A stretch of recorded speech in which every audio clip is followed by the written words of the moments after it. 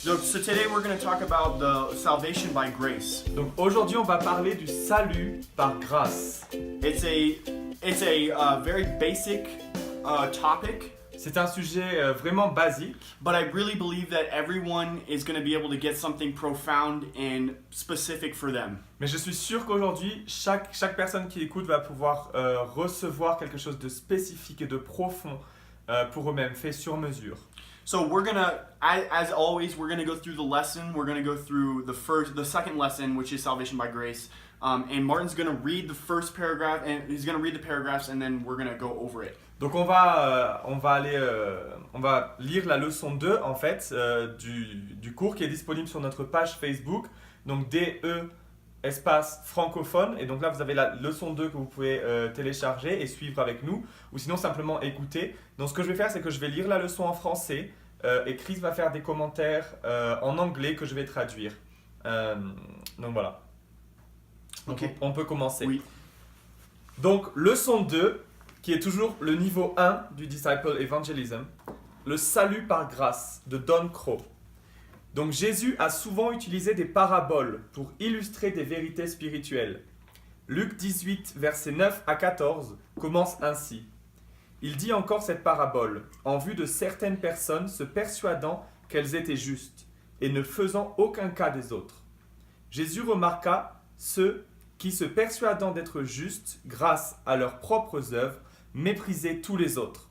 Nous qualifierons ces personnes de suffisantes car elles prétendaient être meilleures.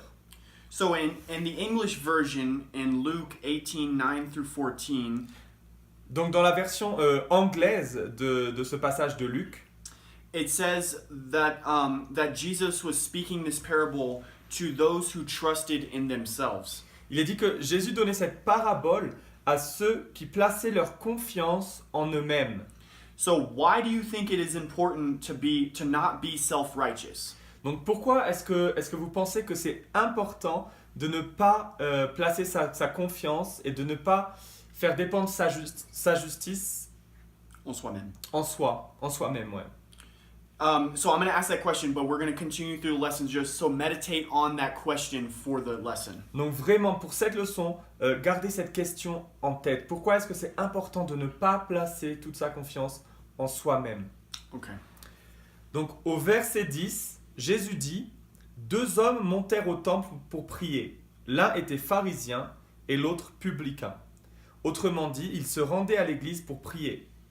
Le pharisien, qui veut dire le séparé, était quelqu'un de très religieux, qui envoyait ce message à son entourage. « Ne me souille pas en t'approchant trop près de moi. Je ne suis pas comme les autres hommes.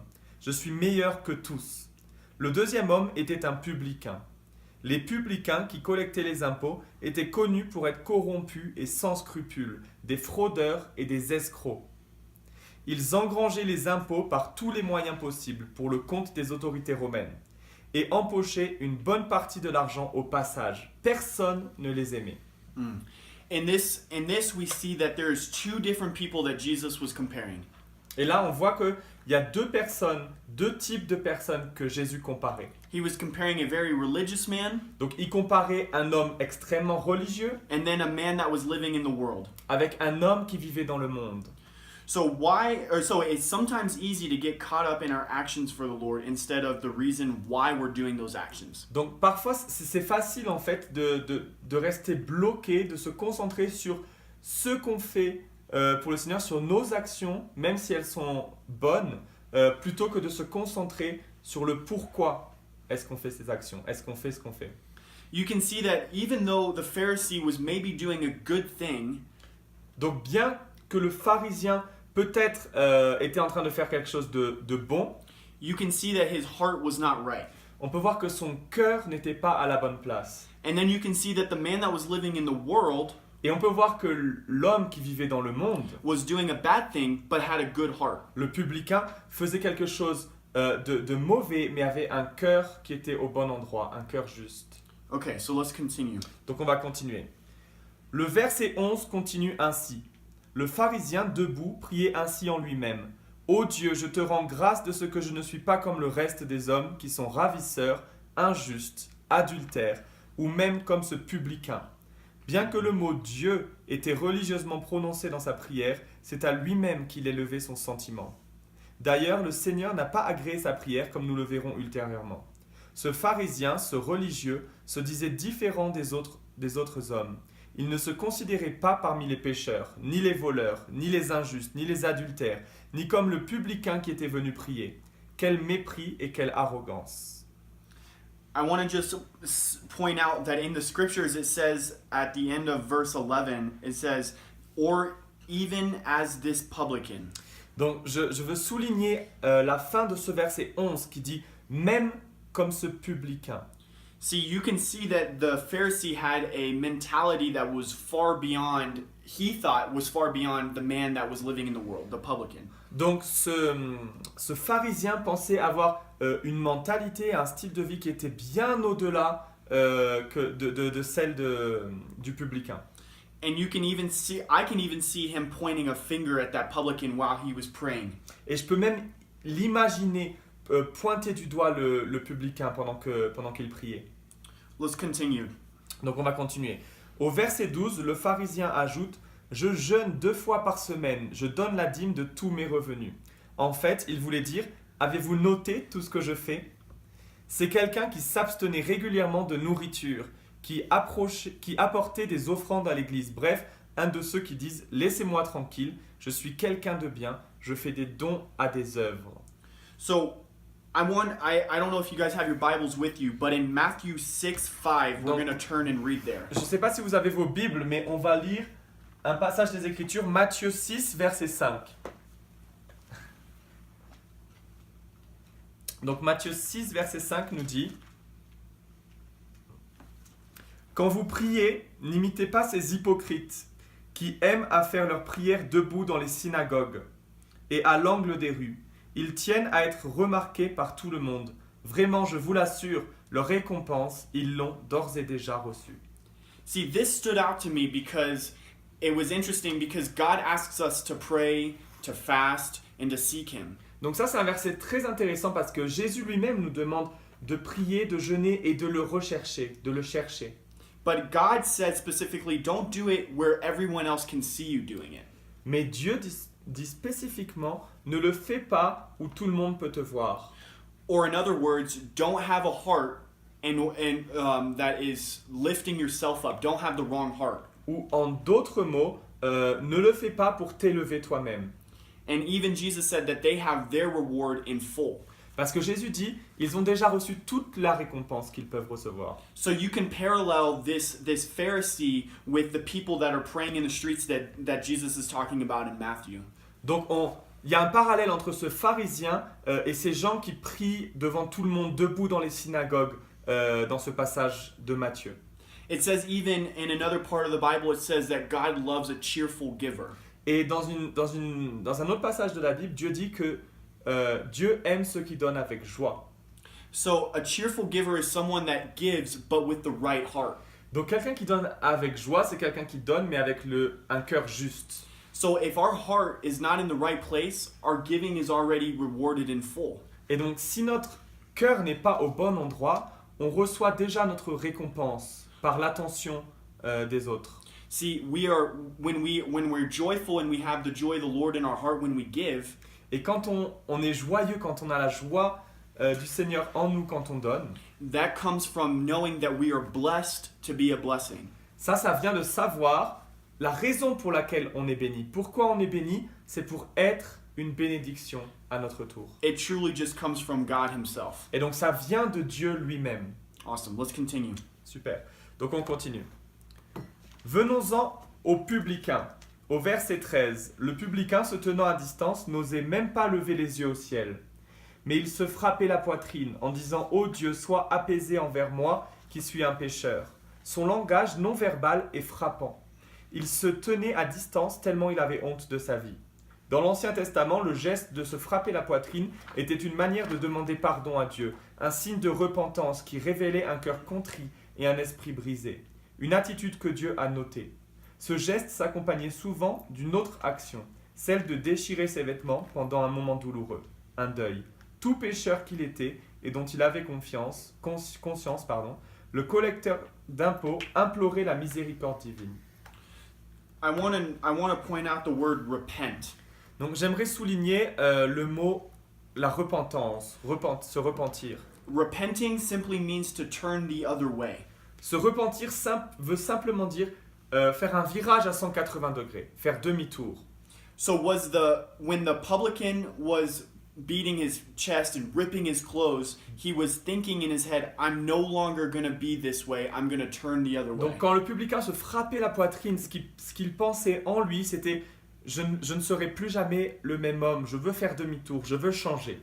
And the Pharisee was not doing that. He was coming in his own strength, in his own ability, in his own strength to say that, God, I am who I am, praise me initially. Mais le pharisien, lui, avait une attitude totalement différente. Il se...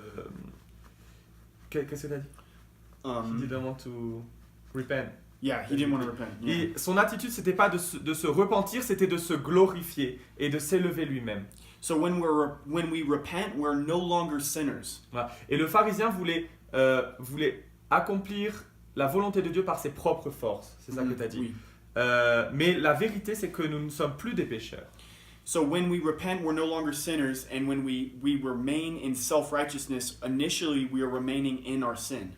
Donc, quand on se repent, on n'est plus des pécheurs. On est justifié par la grâce de Dieu. Mais quand on met sa confiance en soi-même, on reste dans notre péché. Let's continue in verse 14. Donc, on va continuer au verset 14.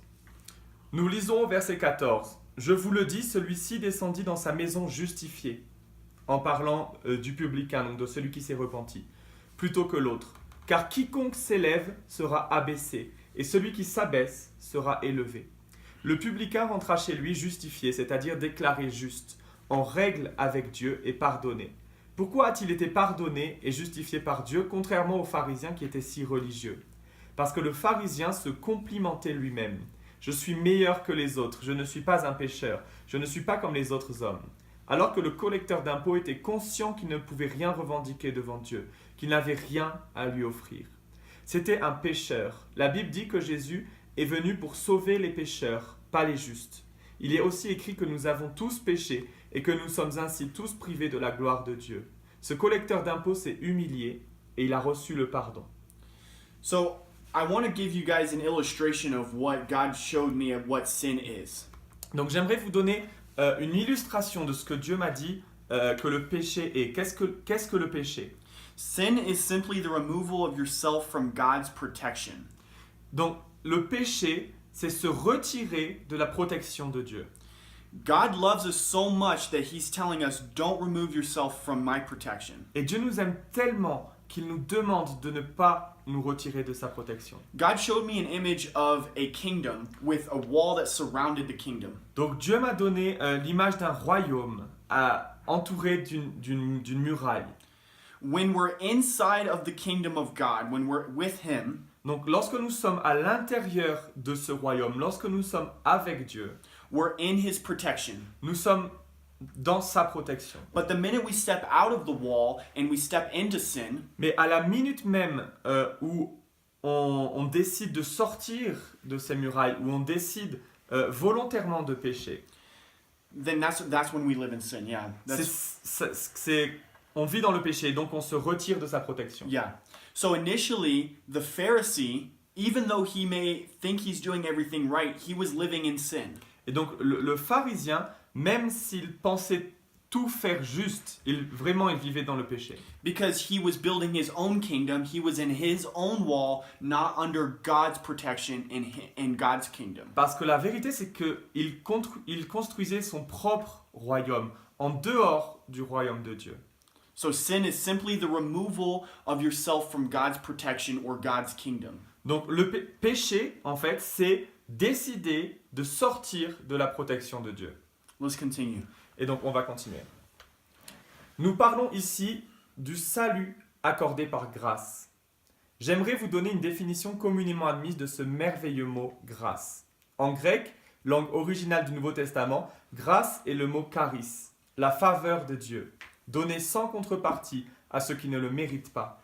Ce collecteur d'impôts qui n'était pas digne a reçu la faveur de Dieu parce qu'il s'est humilié. Un autre mot grec, charisma, est formé à partir de charis et du suffixe ma. Il signifie une manifestation ou forme particulière de la grâce de Dieu. C'est aussi ce qu'a reçu le publicain, le cadeau d'être justifié ou rendu juste devant Dieu. So I want to ask you guys, what do you think the difference is between mercy and grace? Donc j'aimerais que vous vous posiez la question, quelle est la différence entre la miséricorde et la grâce? Because a lot of times people confuse the two. They say God has given me grace, so now I'm free. Parce que souvent les gens confondent les deux. Souvent les gens disent Dieu m'a donné sa grâce et donc je suis libre maintenant. But there is a difference between mercy and grace. Mercy is simply God's forgiveness. Donc il y a une différence entre la miséricorde et la grâce. La miséricorde, c'est le pardon de Dieu. And grace is God's empowerment for us to remain in his protection or in his righteousness. Et la grâce, c'est Dieu qui nous rend capables de vivre juste, de vivre dans sa justice. It's an empowerment, c'est-à-dire que c'est Dieu qui nous rend capables, c'est Dieu qui nous rend puissants, c'est une puissance qui vient en nous. So that's what I want to give you guys to think about. When you think about grace, think about God empowering you. Donc quand vous pensez à la grâce, pensez à Dieu qui vous rend capable. God giving you a supernatural power to live in a lifestyle that He ordained for us to live in by His word. Pensez à Dieu qui vous donne une puissance surnaturelle et qui vous rend capable de vivre à son standard, à sa hauteur. Okay, so we continue. Donc Romains 5,17 déclare « Ceux qui reçoivent l'abondance de la grâce et du don de la justice régneront-ils dans la vie par Jésus-Christ, lui seul. Dieu nous offre de nous tenir justifiés devant lui. » Ça, c'est une idée extrêmement importante. C'est-à-dire que lorsqu'on est humble, on réalise ce qui est dit dans Romains, que tous les êtres humains sont pécheurs, que personne n'est juste, que personne ne peut être justifié par le fait de respecter la loi. C'est pas parce que je respecte la loi que je vais être justifié, mais c'est parce que je mets ma confiance en Christ. Et quand je mets ma confiance en Christ et pas en moi-même, c'est là que je suis justifié. Et c'est là que je peux me tenir justifié devant Dieu, que je peux me présenter devant le trône de la grâce et parler avec Dieu et avoir cette relation intime avec Dieu. C'est lorsque je mets ma confiance en Jésus-Christ seul et que je décide de me repentir. Et c'est vrai qu'aujourd'hui, surtout dans le mouvement de la grâce en France et ailleurs, on n'utilise plus le mot se repentir. Or, c'est quelque chose de fondamental. Se repentir, c'est-à-dire, il n'y a rien de négatif, c'est faire un virage à 180 degrés. C'est-à-dire que si je suis en train de réparer ma voiture, ma voiture a un problème, elle ne fonctionne plus, elle n'a plus de vie en elle, et j'essaie de la réparer, j'essaie de réparer le moteur, etc. Et qu'un expert garagiste vient me voir et me dit non, tu ne devrais pas toucher à ça, tu devrais plutôt toucher à ça, et qui veut réparer la voiture, et qui me dit comment faire, et que je lui dis non, t'inquiète pas, je lui dis oui, je crois en toi, je crois que tu es meilleur que moi, mais je vais continuer à faire les choses à ma manière. Bien, ma voiture ne roulera jamais parce que je ne sais pas comment la réparer, je n'ai pas la capacité de la réparer. Mais par la grâce de Dieu, si je l'invite dans ma vie, si je lui fais confiance et que je m'humilie, c'est-à-dire que je deviens humble et que je prends un pas en arrière et que je dis Seigneur, ma vie, ma voiture, elle est à toi. Fais ce que tu veux, je te fais confiance. C'est là que la vie va revenir en moi. Et c'est là que je vais bénéficier de la grâce. Et c'est-à-dire que le salut est donné par grâce, oui, c'est-à-dire que je peux être sauvé uniquement par la grâce de Dieu, mais il y a plus. Il y a plus qu'être sauvé.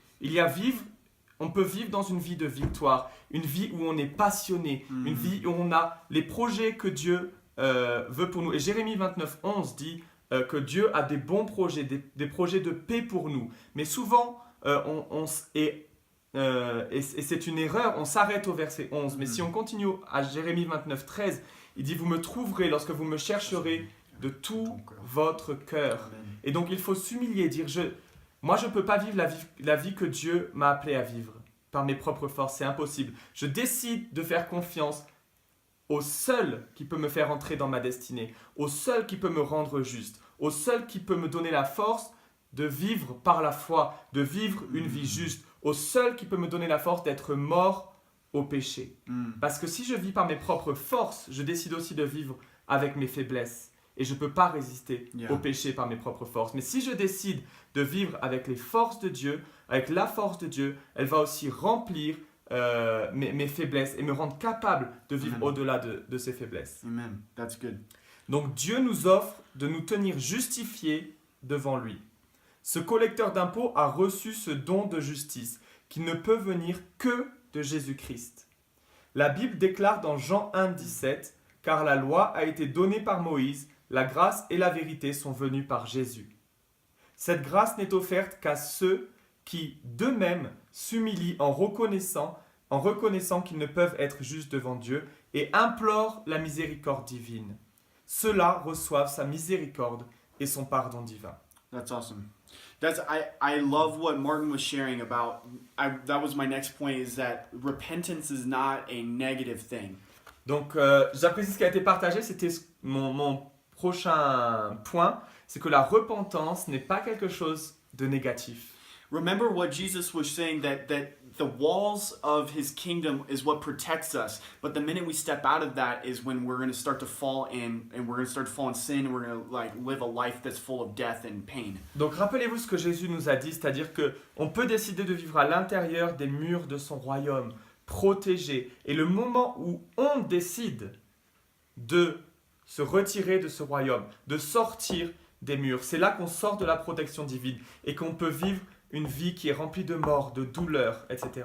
So repentance is simple. It's like you walk outside of the walls and then you see the pain that's outside of the walls and you say, nope, I'm coming home. Donc I'm not là- going to live out there. La repentance, c'est quelque chose d'extrêmement simple. C'est lorsque on sort des murs de la protection divine, qu'on décide de sortir du royaume de Dieu et qu'on voit cette peine, qu'on voit cette douleur, cette incapacité et qu'on décide non, je décide de retourner dans le royaume de Dieu.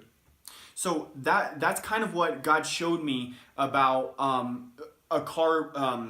About a car, it gave me an example of self-righteousness. Et donc Dieu m'a donné un exemple pour illustrer la self-righteousness. C'est un mot difficile à traduire, mais la justice qu'on acquiert, Propre juste. sa propre justice, ouais. La propre- Voilà, sa propre justice. La justice qu'on acquiert qu'on peut acquérir par ses propres forces. Yeah. Merci. Se justifier soi-même. Se justifier soi-même, c'est ça. So God showed me that it's like a car that's running with an empty tank. Et donc Dieu m'a montré, c'est comme une voiture qui avance sans essence. And even though you tell that person that's driving that car, hey, your tank is empty, you need gas. Donc une voiture qui est sur la réserve. Et donc même, on a beau dire à cette personne, ta voiture est vide, tu as besoin d'essence. And if they say no, I'm okay, I'm gonna do it myself. Et s'il dit non, j'ai pas besoin d'essence, Then they'll continue, and then they'll realize after a while that they've been running on fumes, that they have nothing. et ils vont continuer, et plus tard ils vont se rendre compte, ils vont réaliser qu'ils n'ont vraiment plus rien, qu'ils ont roulé sur la réserve, qu'ils ont utilisé toute la réserve, et qu'ils n'ont plus rien. So that's like self-righteousness. That's a car that's running empty. Et donc ça, c'est comme la justice, c'est comme sa propre justice. Si on fait confiance à notre propre justice, si on s'appuie sur notre propre justice, c'est comme rouler avec une voiture qui est vide. And God is like that gas. Et Dieu, c'est l'essence, That's going to empower us to continue and walking through life. qui va nous rendre capables de continuer et d'avancer dans la vie. So I know we talked about that a little bit. What at the beginning of the lesson we talked about why is it important to not be self-righteous? Et donc, je sais, au début de la leçon, on a parlé, je vous ai demandé pourquoi est-ce que c'est important de ne pas mettre sa confiance en soi-même. I want to tell you that it's simply because we can't do it without God. La réponse est très simple, c'est que sans Dieu, on ne peut pas le faire.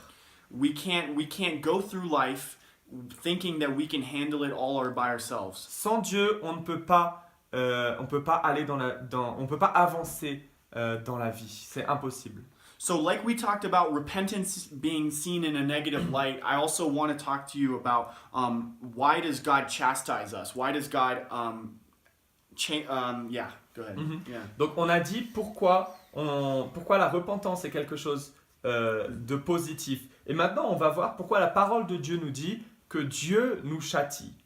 Because chastising in Revelation says that God chastises the ones he loves. Et la parole de Dieu, t'as dit la référence ou... And no, in Revelation. Ok, dans Apocalypse, nous dit que Dieu châtie ceux qu'il aime.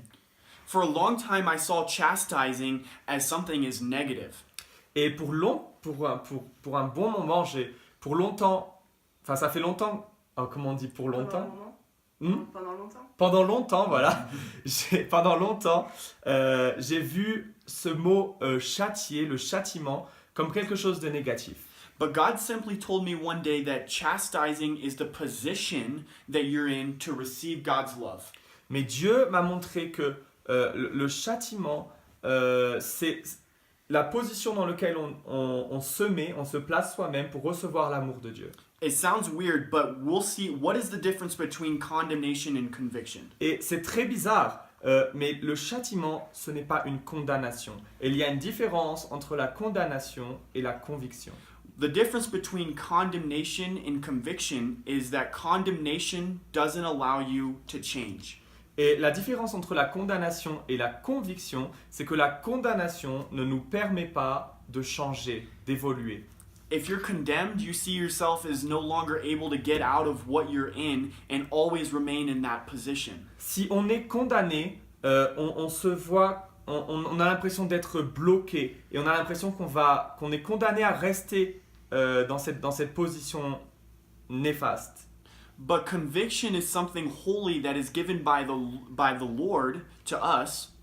Mais la conviction, c'est quelque chose de saint qui nous est donné par le Seigneur, That allows us to be changed into His image. qui nous permet d'être transformés à son image. Because that's what this is all about. Parce que voilà, c'est Said Bible. oui, la Bible, c'est ce qu'elle dit. That we are supposed to be transformed into Christ's image. Qu'on doit être transformé à l'image de Dieu. That it says, do not be conformed to this world, Et elle dit, ne vous conformez pas à ce monde, but be transformed by the renewing of your mind. mais soyez transformés par le renouvellement de vos pensées. So I want to ask you, was the Pharisee being conformed to this world? Donc, je vais vous demander, est-ce que le pharisien se conformait à ce monde, Or was the publican being transformed by the renewing of his mind? ou est-ce que le publicain était transformé par le renouvellement de ses pensées? See, it's all about your position of your heart. Et vous voyez, c'est tout ce qui est au centre, en fait, c'est où est votre cœur. See, God loved us so much that He sent His Son for us. Dieu nous a tellement aimés qu'il a envoyé son Fils pour nous. That when He convicts us of something, Et lorsqu'il nous convainc de quelque chose, it's because He wants us to be transformed into His Holy Son's image. c'est parce qu'il veut qu'on soit transformé dans l'image de son Fils. That's what it's all about.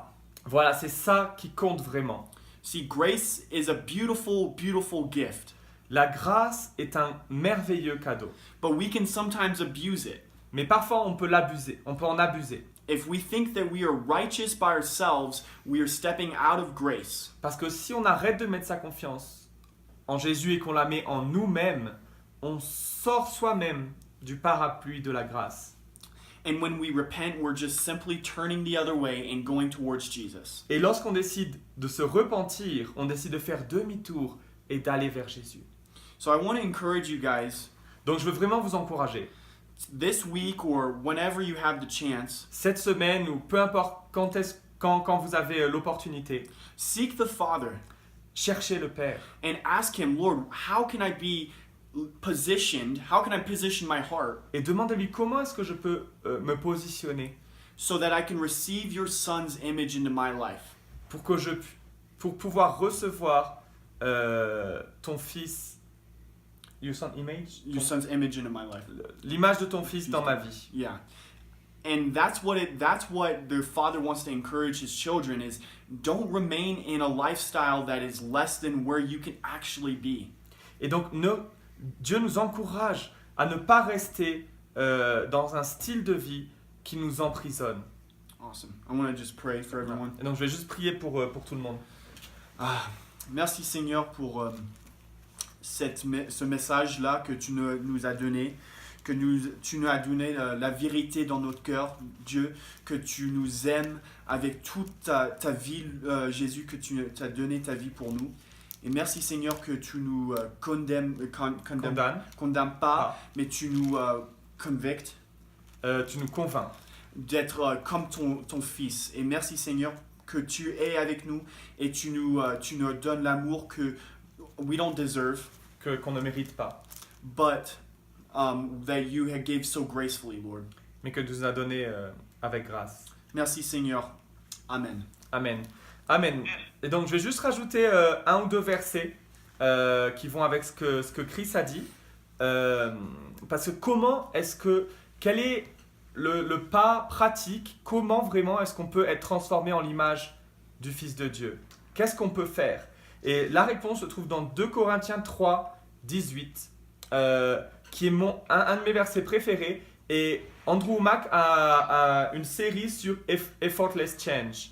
Et donc, le changement sans effort, en fait. Comment est-ce qu'on peut changer sans faire d'effort personnel pour changer? C'est-à-dire qu'on a tous, 1er janvier, on fait nos résolutions, mais ça marche jamais. Parce que plus on se concentre sur le problème, plus on se concentre sur ce qui ne va pas dans notre vie, plus ce problème va être magnifié, va prendre de l'ampleur. Et c'est très rare que les bonnes résolutions marchent. Mais on va voir quelle est la solution, la clé de la parole de Dieu pour changer et pour être transformé, pas en un meilleur moi, pas en une version meilleure de moi, pas pour ressembler à quelqu'un, à un autre être humain qui je pense est meilleur que moi, mais pour ressembler au Fils de Dieu, pour ressembler à Jésus et pour être transformé à son image. Donc 2 Corinthiens 3, 18 nous dit « Et nous tous, qui le visage découvert, contemplons comme dans un miroir la gloire du Seigneur, nous sommes transformés en son image dans une gloire dont l'éclat ne cesse de grandir.